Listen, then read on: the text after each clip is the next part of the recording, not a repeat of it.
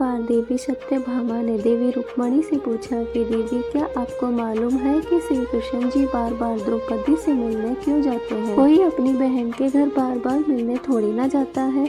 मुझे तो लगता है कुछ गड़बड़ है। ऐसा क्या है जो बार बार द्रौपदी के घर जाते हैं?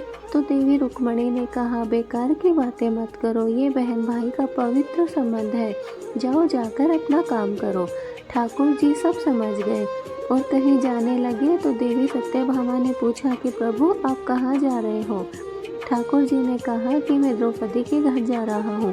अब तो सत्यभामा जी और बेचैन हो गई और तुरंत देवी रुक्मणी से बोली, देखो दीदी, फिर वही द्रौपदी के घर जा रहे हैं।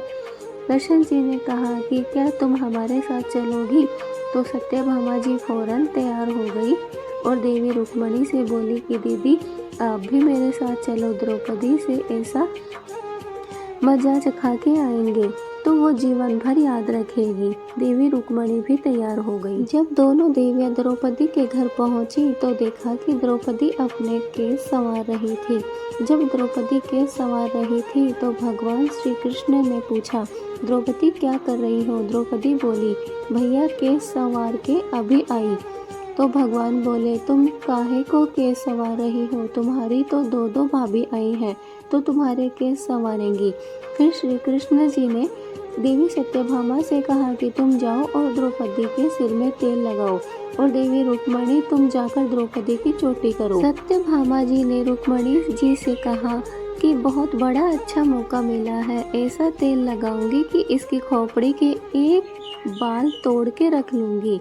और जैसे ही सत्यभामा जी ने द्रौपदी के सिर में तेल लगाना शुरू किया और एक बाल को तोड़ा तो बाल तोड़ते ही आवाज आई, हे कृष्ण। फिर दूसरा बाल तोड़ा, फिर आवाज आई, हे कृष्ण। फिर तीसरा बाल तोड़ा तो फिर आवाज आई, हे कृष्ण।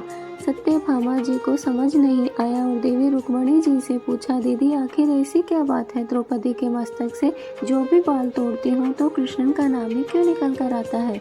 रुक्मणी जी बोली, मैं तो नहीं जानती। पीछे से भगवान बोले, देवी सत्यभामा, तुम देवी रुक्मणी से जो पूछ रही हो, मैं दौड़ दौड़ कर इस द्रौपदी के घर क्यों जाता हूँ?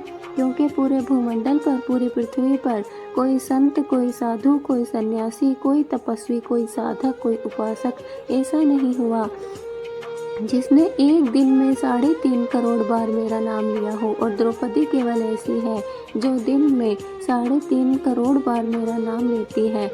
प्रतिदिन स्नान करती है, इसलिए उसके हर रोम में कृष्ण नजर आता है और इसलिए मैं रोज उसके पास आता हूँ। इसे कहते हैं स्नान। जो देवी द्रौपदी प्रतिदिन क्या करती थी, हम जो रोज साबुन, शैम्पू और तेल लगाकर अपने तन को स्वच्छ कर लिया करते, लेकिन केवल इसे नहाना कहा गया है। स्नान का मतलब है हमारे शरीर में 3.5 करोड़ रोम छिद्र है। जब नारायण से पूछा गया, ये 3.5 करोड़ रोम छिद्र कर्मों में क्यों दिए गए हैं, तो नारायण ने कहा, जब मनुष्य 3.5 करोड़ बार भगवान का नाम ले लेता है तब जीवन में एक बार उसका स्नान हो पाता है और इसी को कहते हैं स्नान। श्री राधे राधे। जय श्री श्याम। जय श्री राधे कृष्णा। वीडियो अगर अच्छी लगी हो तो लाइक कीजिए, शेयर कीजिए, सब्सक्राइब कीजिए।